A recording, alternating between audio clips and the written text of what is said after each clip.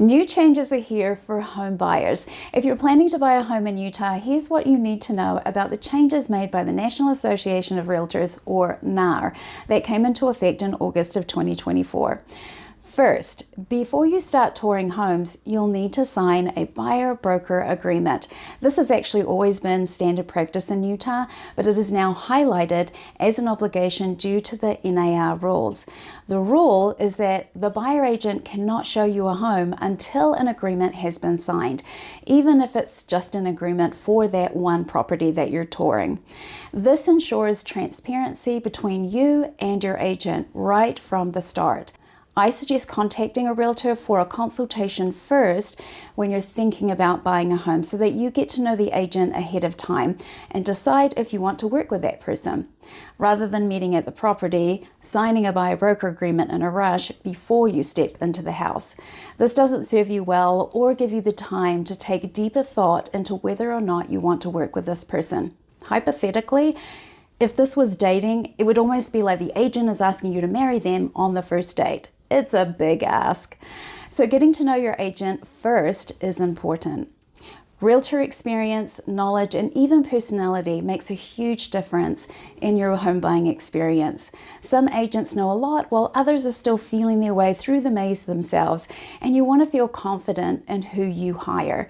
So hire the right one for you. Second, you and your agent will need to agree on how your buyer agent will get paid for them representing you. So before August of 2024, the buyer agent commission was offered by the seller, and that compensation was listed on the MLS, or the Multiple Listing Service. Due to the NAR rules changing, the buyer agent commission can no longer be posted on the MLS for all the agents to see. This doesn't mean that the seller is not offering a buyer agent commission. It just means that the BAC, buyer agent commission, cannot be posted on the MLS. So if I list a property for sale and I've negotiated a commission for both me as the listing agent and for the buyer agent, which is normal and will likely remain the same in Utah, the buyer agent commission will not appear on the MLS for the agent to see anymore. So how is this now handled? Item number 4 on the real estate purchase contract now addresses the buyer brokerage compensation. So it is now negotiated in the purchase contract or the Rep C.